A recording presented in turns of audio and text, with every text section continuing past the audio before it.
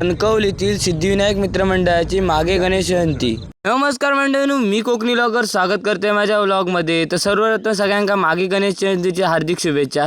तर आपल्या मित्रांसोबत आपण गेलो कणकवलीमधल्या सिद्धिविनायक मित्रमंडळ आयोजित कणकवलीच्या या मागे गणेश जयंती। तर आपल्या मित्रांना म्हटलेलं असेच जाऊन पाया पडून येऊया, पण आपल्या मनात जर श्रद्धा आणि भक्ती असली ना तर या ठिकाणी काही शक्य असतात। तर सुंदर अशी आपण गेल्यानंतर ना आरती चालू होती बाप्पाची।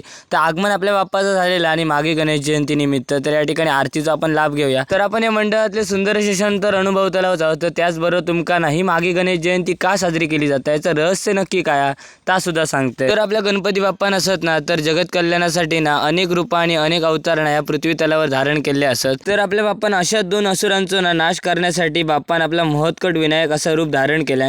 तर याची कथा अशी असा की हे दोन जुळे भाऊ होते, नरांतक आणि देवांतक। तर या दोघांचा नाश करण्यासाठी बाप्पान महर्षी कश्यप व माता अदिती यांच्या पोटी जन्म घेतला। त्याच या अवताराचा नाव होता महत्कट विनायक। तर या ठिकाणी या अवतारांना पुढे जाऊन या दोन असुरांचा वध केला आणि ह्या विनायकांना वध केल्यानंतर ह्या जन्माचा उत्सव साजरा करूसाठी आपल्या संपूर्ण जग असताना तर या माघ महिन्यामध्ये मागे गणेश जयंती साजरी करताना दिसतात। तर आपण सुद्धा असेच कणकवली शहरातल्या आपल्या सहकारी हॉस्पिटल समोर असलेल्या मागे गणेश जयंती गेलेला।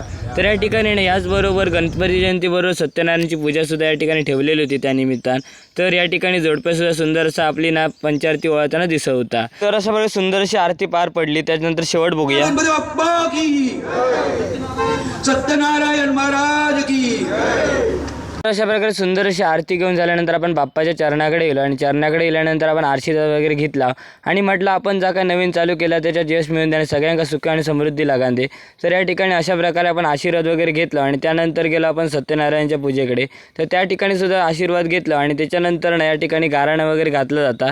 तर या ठिकाणी गाराणा होता तर भटजीने सुंदर असा गाराणा वगैरे घातल्याने आणि त्याच्यानंतर आपण गेलो आपल्या प्रसादाकडे। तर प्रसाद वगैरे घेतला होता, दही होता आणि त्याचबरोबर ना असं शिरो केलेलं होतं। तर सुंदर असं शिरो वगैरे त्याचा प्रसाद घेतला आणि त्याच्यानंतर आपण बाहेर जाऊन निघाला होता। आपल्याबरोबर मित्रसुद्धा इलेले। तर मित्रांनी वगैरे सुद्धा मस्तपैकी प्रसादाचा लाभ घेतला आणि मित्रसुद्धा मस्तपैकी बाहेर इले आणि बाहेर येताना आमका एक गोष्ट दिसली। सुंदर अशी रांगोळी होती, समोरचं बाप्पा अगदीच्या अगदी उभे रांगोळी तसं काढलेलं होतं। तर या ठिकाणी बघितलंच ना सूरज राणी हळवळ आणि ही रांगोळी काढलेली असा। तर आणि गणेश जयंतीनिमित्त रांगोळी कशी वाटली कमेंट सेक्शनमध्ये नक्की सांगा आणि कथा आणि व्लॉग आवडला असत ना तर फॉलो नक्की करा। आता भेटाय पुढच्या व्लॉगमध्ये, चला तर।